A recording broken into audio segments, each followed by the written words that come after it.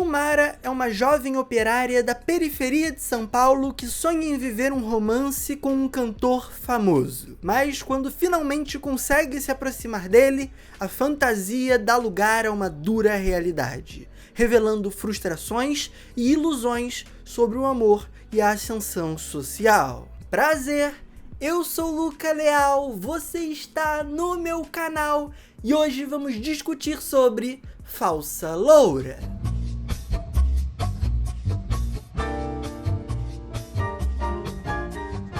Lançado em 2007, Falsa Loura conta com direção do gênio Carlos Reichenbach, um dos grandes nomes do nosso cinema, também responsável por A Ilha dos Prazeres Proibidos, Garotas do ABC, Filme Demência, entre outros. A filmografia dele é invejável. E aqui nesse filme ele vai pelo caminho de construir uma espécie de contos de fada brasileiro. A clássica história da gata borralheira, da Cinderela. A mulher que trabalha duro em casa, sai pro batente, sofre dia após dia para sustentar sua casa, mas sonha em sair daquela realidade, conhecer um príncipe encantado e se tornar uma princesa, numa vida cheia de luxos e muitas felicidades. Inclusive, ano retrasado, quando a Nora chegou aos cinemas, o vencedor do Oscar 2025,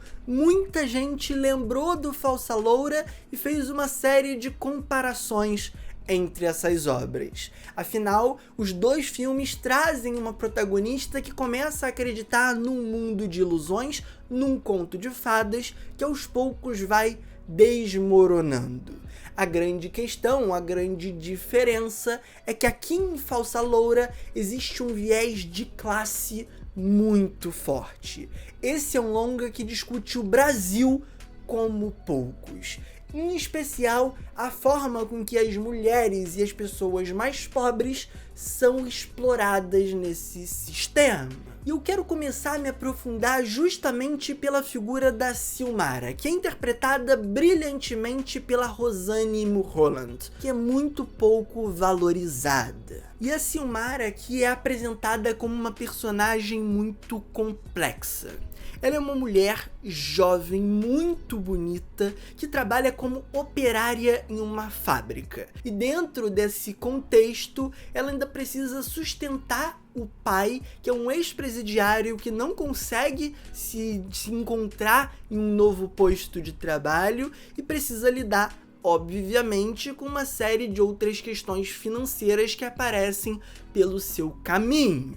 Mas essa jovem, mesmo vivendo uma realidade dura, vivendo numa casa que está caindo aos pedaços, recebendo um salário muito pouco, ela consegue sonhar. Ela tem os seus ídolos, tem um cantor de uma banda um pouco menor que ela é apaixonada, tem um grande cantor de brega que ela também é apaixonada, uma grande fã, tá sempre ouvindo o CD e ela sonha em conhecer esses ídolos, ser a princesa desses príncipes encantados, pelo menos ela imagina que eles sejam isso. Mas ao mesmo tempo que Falsa Loura constrói essa gata borralheira sofrida e batalhadora que sonha, ele também nos demonstra que ela é uma mulher falha, que tem seus problemas, que tem seus defeitos, que fala besteira e que comete uma série de atitudes um tanto quanto questionáveis. Afinal, ela é humana, ela é uma personagem tridimensional, que por mais que tenha seus defeitos, por mais que tenha seus erros, não merece passar por tudo que ela venha passar. E tanto ela quanto as suas amigas operárias ou a vizinha professora veem a figura masculina como uma oportunidade de fazer essa ascensão. Elas estão sempre querendo parecer mais bonitas, elas querem estar sempre produzidas para o dia que encontrarem esse grande amor, que vão pegá-las pela mão e içá-las a um novo status. É o que elas fazem, por exemplo, com o personagem do Cauã Raymond, que é esse cantor que eu comentei com vocês, que vai se apresentar num clube da cidade e elas se arrumam toda para conseguir se aproximar dele, conseguir ter uma atenção dele, para talvez virar uma namorada ou uma peguete deles, que vai possibilitar subir na vida, crescer dentro daquele contexto social difícil. E é justamente a partir daí que o filme começa a desconstruir esse conto de fada e nos revelar que a realidade é muito mais dura do que um livro infantil pode nos mostrar. Que esses homens, que aparentemente são os príncipes encantados, têm os seus lados escuros, digamos assim, têm suas questões, têm seus problemas e às vezes podem ser aproveitadores, abusivos, violentos ou apenas veem aquelas mulheres como descartáveis. E eu acho muito linda a forma com que o Carlão encontra de registrar tudo isso. Tanto os momentos de encantamento, onde esse castelo de cartas ainda está de pé, como os momentos de desilusão e de quebra desse mundo perfeito, desse mundo de fantasia. O Carlão opta por um caminho que vai numa crueza, vai numa brutalidade, ao mesmo tempo que em cenas chaves ele traz uma aura um pouco mais exagerada, uma aura um pouco mais brega, que torna aquele momento um tanto quanto mágico. É como se ele trouxesse o conto de fadas imaginário para a tela. E quando essa fantasia se quebra, a crueza retoma a tela e a gente volta a ser impactado com uma certa dureza, uma rispidez, uma secura que machuca. E aí a gente chega em outro personagem muito forte aqui desse filme, que é interpretado pelo Maurício Matar. Eu tô falando do Bruno, um grande cantor de brega, por quem a personagem da Rosane tem uma admiração enorme. Ela tem um pôster dele no quarto, ela ouve todos os CDs e fica se imaginando tendo uma relação com ele. E de repente, essa oportunidade cai em seu colo, essa oportunidade surge. No início ela é um tanto quanto relutante, ela não sabe exatamente o que vai acontecer, mas quando acontece, ela se entrega por completo e novamente vem aquilo que a gente já esperava. A frustração, a quebra do sonho, a quebra da fantasia. E aí, novamente, eu reitero a forma com que o Carlão filma isso. Os momentos de troca do Maurício Matar com a Rosane Mulholland são apaixonantes. Um tanto quanto brega, mas a gente já discute isso. Lembra um pouco o DVD dos anos 2000 de festa de casamento? Lembra pra caramba. Mas é o charme do Carlão, é ele trazendo ao filme esse senso um tanto quanto meloso, para que a gente também acredite no sonho e que pra gente também se decepcione no futuro. E aí novamente a crueza entra em cena e a Silmara é novamente descartada como um pedaço de carne, uma mulher bonitinha que só serve para aquilo que vocês já sabem e depois é jogada de lado. Inclusive o filme ainda traz uma questão geracional ali que eu não quero entrar em tantos detalhes, mas que demonstra que essa exploração vai continuar acontecendo, o poderoso vai estar sempre olhando de cima para baixo para o mais pobre. E aí a gente chega num ponto que eu já citei brevemente aqui nesse vídeo umas 2 vezes, mas eu preciso me aprofundar. Falsa Loura é um filme essencialmente brega, cafona, em todos os sentidos. Mas eu não uso isso de maneira nenhuma de forma a desmerecer o filme. Muito pelo contrário, acho que esse é um dos seus principais méritos. Porque por meio dessa cafonice, por meio dessa breguice, é um filme que representa de forma muito fidedigna o que é o Brasil. Sem necessitar do roteiro ficar martelando uma série de questões sociais, das nossas mazelas, das nossas lutas, das nossas dores.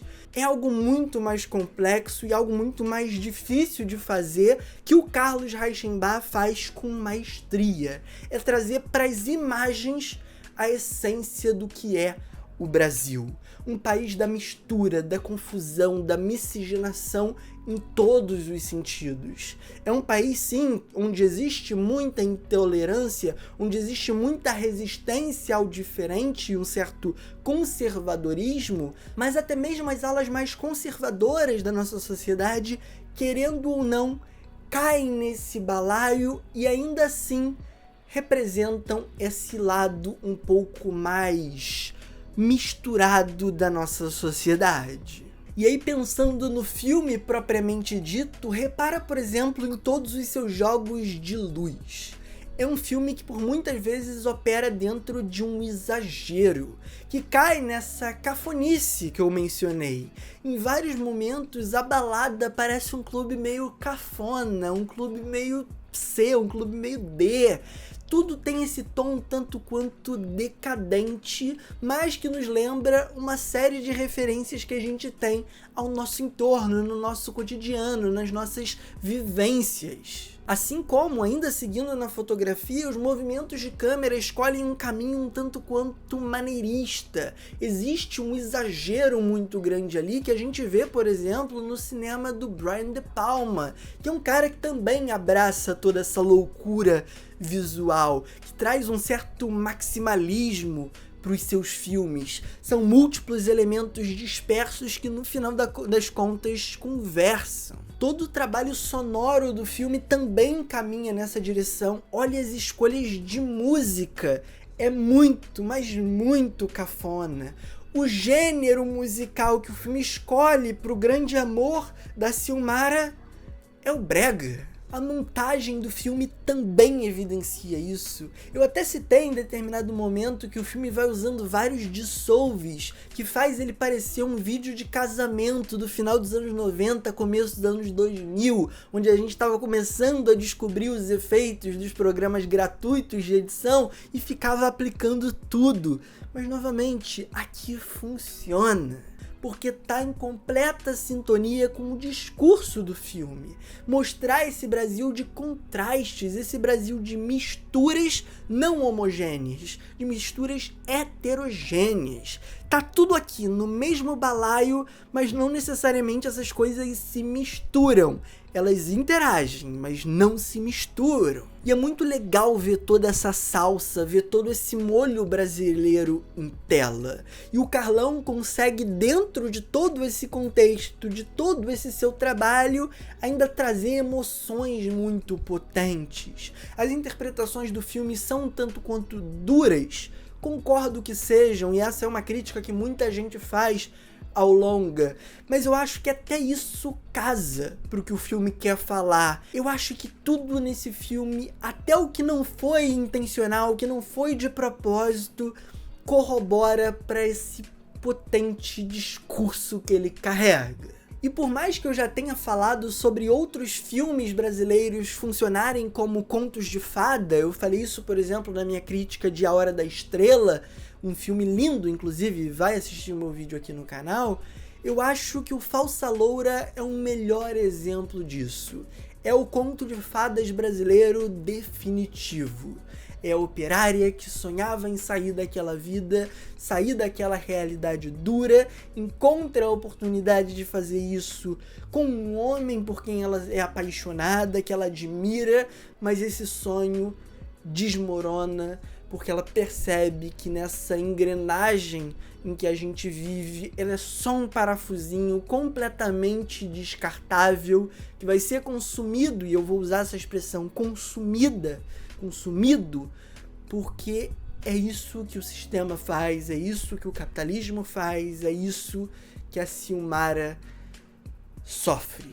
Ela é descartada depois de consumida. Mas agora eu quero saber de vocês. Já conheciam Falsa Loura? Me conta aqui nos comentários e vamos discutir sobre esse filme. Eu particularmente conheci pelo Felipe Leão, que é o embaixador de Falsa Loura, né? O cara espalhou a palavra desse filme pelos 4 cantos e eu acho que 80% da cinefilia que viu esse filme foi por conta dele. Então me conta aqui nos comentários se foi o seu caso também. E aproveita que tá aqui embaixo, já curte esse vídeo, já se inscreve no canal ativando o sininho para receber as notificações e compartilha com todos os seus amigos. Isso me ajuda muito a chegar a novas pessoas, a chegar a novos públicos. Agora também a gente tem um clube de membros que com R$ 3,99 ao mês, é pouquíssimo dinheiro, você ajuda esse canal a continuar. Você se torna um cinéfilo leal